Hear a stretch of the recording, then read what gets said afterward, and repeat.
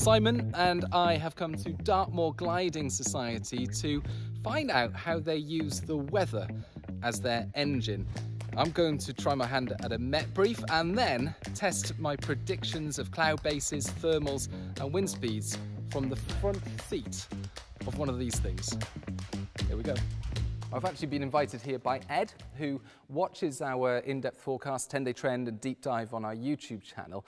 And I know a lot of people, from the feedback we've had, watch those videos because they take part in activities that are weather dependent, but it doesn't get much more weather dependent than gliding, soaring thousands of feet above the ground and relying simply on the state of the atmosphere. Essentially, the sun heats the ground then heats the air around it. If that warms up enough, or something causes that to break away, that warm air will rise. As it rises, it starts to cool and also it expands. What a glider will do, it will take advantage of that rising air, and essentially that's why you see gliders circling, because they're trying to center themselves in that column of rising air. A glider is always falling, but if it's in air that is rising faster than it's falling, the glider will stay up in the air. So you're trying to identify bubbles in the atmosphere, invisible bubbles, but bubbles that will help you stay in the air. That's right. Well, a really good indicator are cumulus clouds. So if you ask a child to draw a picture of a cloud, they will draw a base and a fluffy cloud around the top. That's the perfect type of cloud that we look for in gliding, because what's happening there is that's indicating where that warm air and that bubble of air has risen enough to reach its dew point and condense. And so they're really good markers in the sky for us to aim for. Thermals begin life near good sources of surface heating, such as dark fields, roads, buildings or car parks. When the air above starts to heat up, small plumes of warm air begin to rise, like the bubbles in a fizzy drink.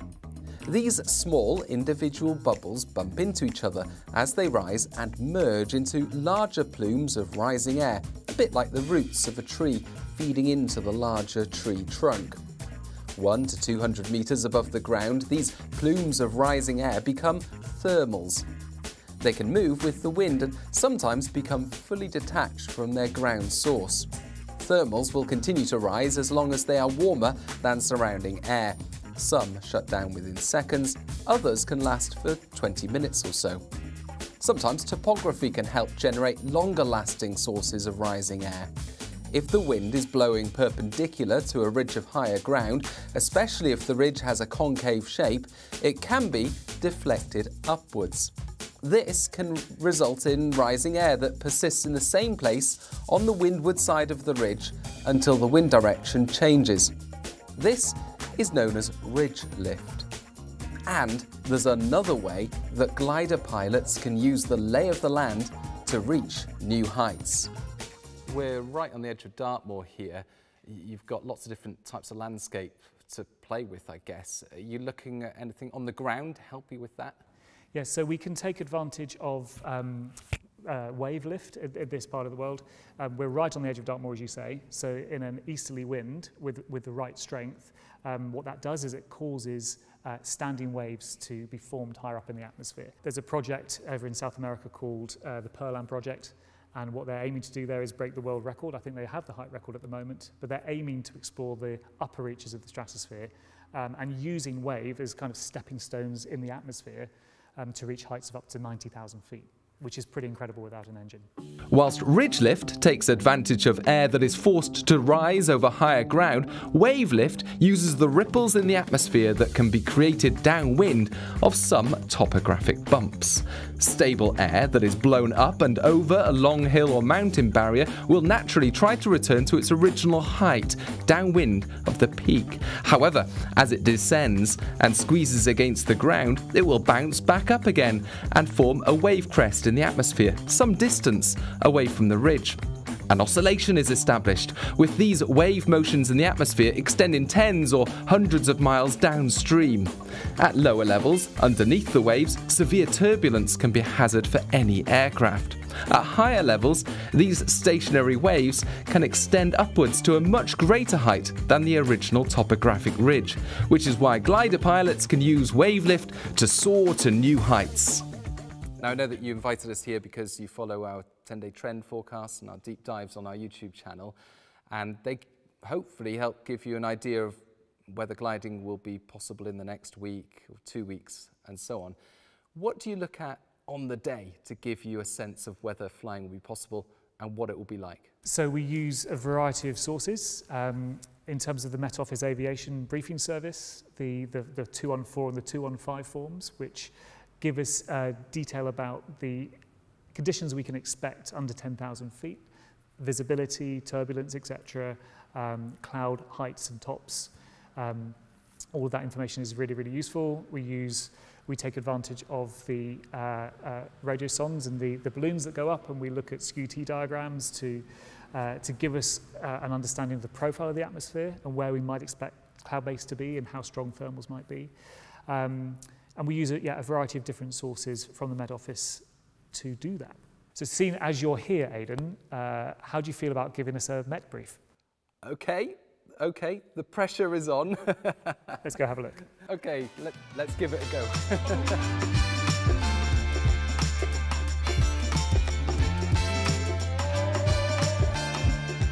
It's looking like a good day for flying. We've got high pressure centred over northern France, so that's leading to a lot of settled weather for southern parts of the UK. Every day, various balloons are sent up from various parts of the country. And as long as you're sampling the same kind of air mass that we're expecting here, then you can do some interesting stuff with this and put on the expected temperature, the expected dew point, and so on, and find the height of the cloud base, the height of the cloud top, various different cloud layers. You can find the strength of the winds. You can find the top of the inversion in the air that we are currently sampling and the air that we're likely to experience whilst flying. You're going to see very little cloud.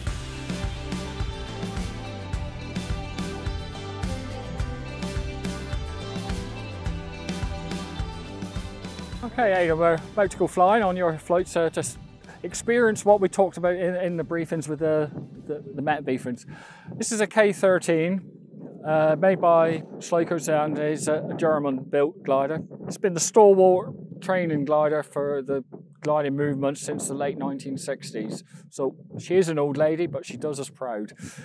So yeah, so it's a two-seater glider, mainly fabric covered. The tubular steel frame within the cockpit.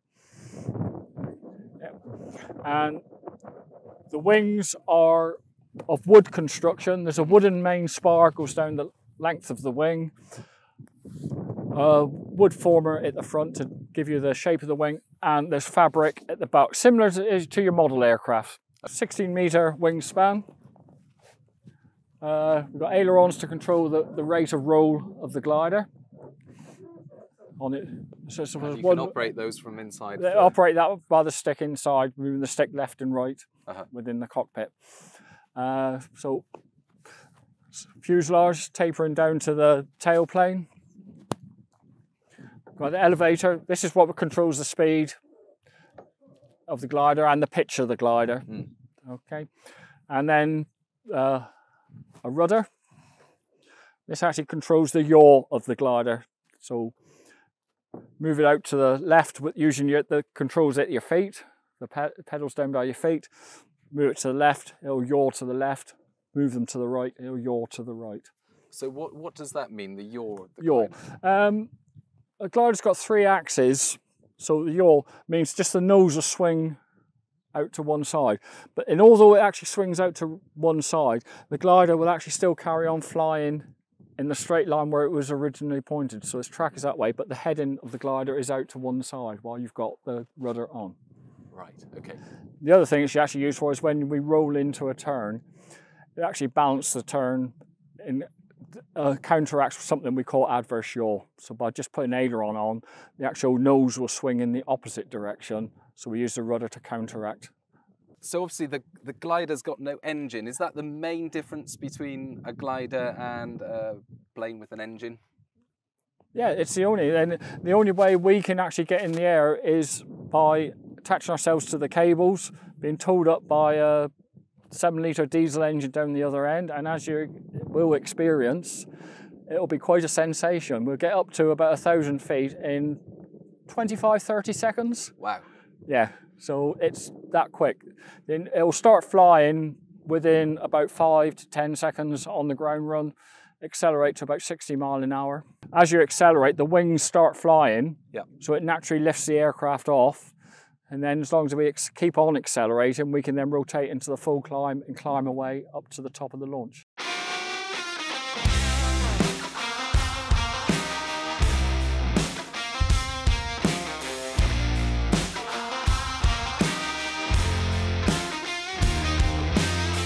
Safety checks are done. I've just been talking to Peter, who's my pilot for today. He's feeling confident that we'll be able to catch some lift because, well, there's some nice looking cumulus clouds around. So yeah, let's go for it and see what happens.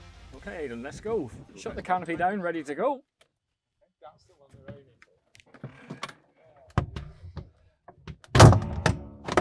Right, so there's the canopy down and locked and resisting upward pressure. So next thing we've got to do is actually attach the cable that's going to launch us. So brakes close and lock, canopy close and lock, cable on please. Close. So, first part of this exciting launch, brown link, thank you, is all the slack in the cable needs to be taken out. So they'll be signalling to the winch driver. The radio comms up in the tower on the bus. Is radio comms down to the winch. They'll tell the winch driver to start rolling the cable in slowly. Steve will signal over to the bus for an all-out signal, which means we're going to accelerate away. So all out, that's it. Yeah, whoa! So right, so off we go. Coming off the ground, climbing away, rotating slowly into the full climb, climbing at about 60 knots, looking out to the left and right. That was fast. I was not expecting it to feel like that. A lot of people just don't quite expect it. It's an experience you've never had before. It's coming up through 800 feet above the ground now. Wow. Already. Getting near the top of the launch. Unbelievable. Yeah. Just over 1,000 feet now. Nose is being pulled down in front of you, seeing the ground front. So that means revert to the top. Just lower the nose, little clunk. What was that's that? The cable gone on its away. That's all that little clunk is. Now, if you can just reach forward, that little black knob that Steve showed, if you can just turn that one clockwise. Sorted. See, this cloud that's now in front of us above, we'll just move out, go out and fly out towards that one. Okay. And that noise is... That noise at the moment is because we're sinking. We're actually descending at about one knot, which is about 100 feet a minute. So it's not a great deal. So that noise is starting to bubble, is starting to possibly lift. Just flying to fly a little bit further. And are you starting? Are you feeling the thermals? Yeah, you feeling feel that surge of the lift. Yeah, yeah. So just roll the aircraft in. I can see the airfield. Video and do whatever now. So that's the airfield. We were literally on that airfield, what feels like about 30 seconds ago.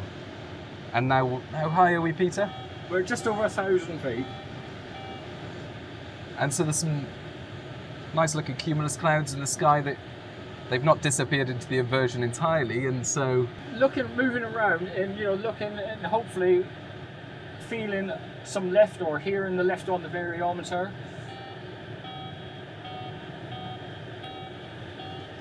So all those different sounds are indicators that we're either ascending or descending. That slight surge is as if we're moving into a bit of lift.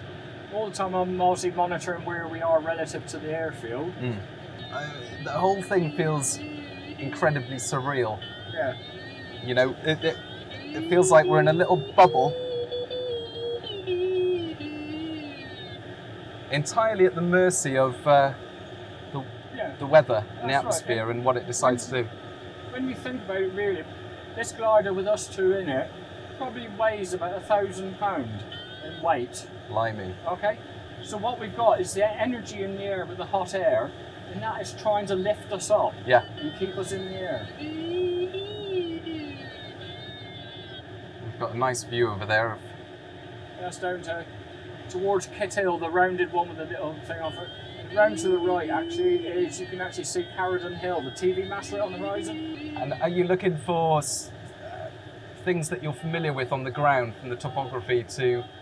a little bit, like slopes from there. What I'm actually going to do is actually fly back down See the bit of moors right immediately in front of us now? Yes. That's called Black Down. Quite often on the corner of that, because the slope faces into the sun, it heats more. So therefore it will possibly warm up and trigger a thermal from it. Trigger our own thermal from there? Yeah, just because the slope is facing into the sun, so it heats more. Okay. Ooh. So on the ground there, looks like we're just above some farmland. Yeah, that's another thing. Like big areas and like big farms and things like that, because quite often they got tarmac, black roofs, and things like that. They'll absorb the heat quicker.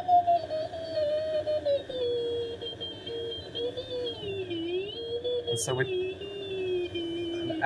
at the moment we're just circling this farm down below, and we're feeling the effect of the heating on that farm. And what I'm doing is, as I'm flying, I'm trying to picture in my mind where this bubble of air is, so I can actually move the glider slightly and get into the stronger part of the lift. You see this gone a bit quiet there, so that means we're at the back end of it. As we go around into the lift a bit more, we start getting the lift a bit more. So if I just widen the circle slightly and turn back in, you position yourself better in that bubble of air.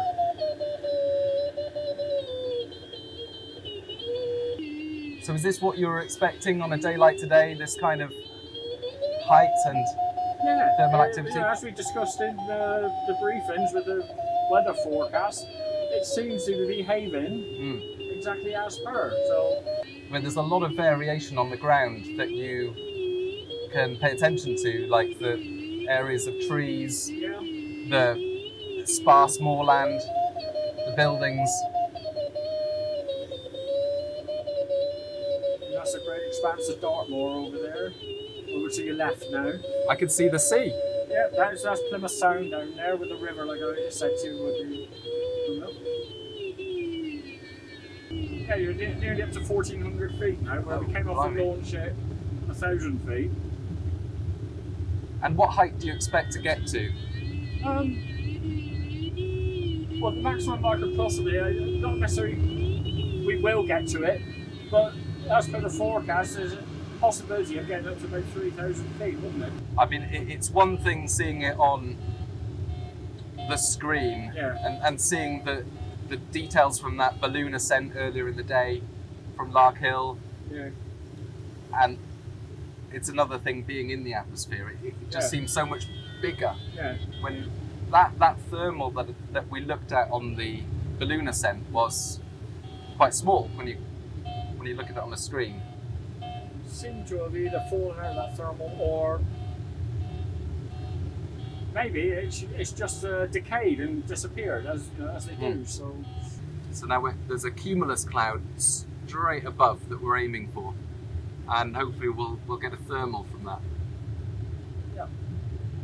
As all the time, like watching where we are relative to the airfield and looking at our height, and once we get down to a minimum height, then we have to declare that we're going into land, and that'll be it, sort of thing. How do you know when it's time to go in and land, and how do you manage to find your way back? Like I say, well, it's a matter of monitoring where you are relative to the airfield. So you always plan to get back to somewhere near where we are now, but at about sort of 700 to 800 feet. So I think, unless this develops into something. This is it's bumpy. It's Presenter Church right down below us now, just to the right. So that's Presenter Church. That's Presenter Church. You see it on there? Yeah, beautiful. Wow. Have you found another thermal? Not really, no. I think what I'm going to do is actually say, that's it for this flight. There's the airfield out to our right. We're in a bit of sync as well. So we've exhausted the possibilities for this flight. Yeah.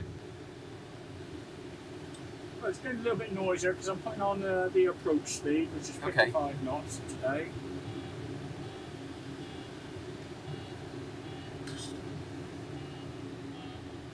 Here we go, coming into land.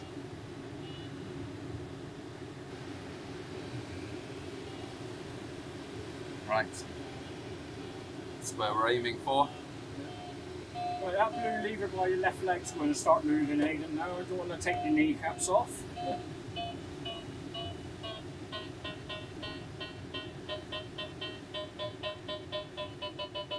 Go.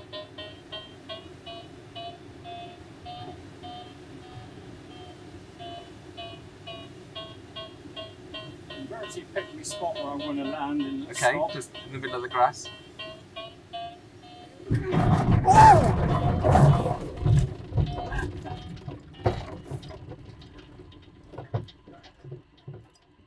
And there we are, back on the ground. Oh wow! Wow! Did you enjoy that? Yes, I did. I did. It was exhilarating, a bit scary. I won't lie. Yep.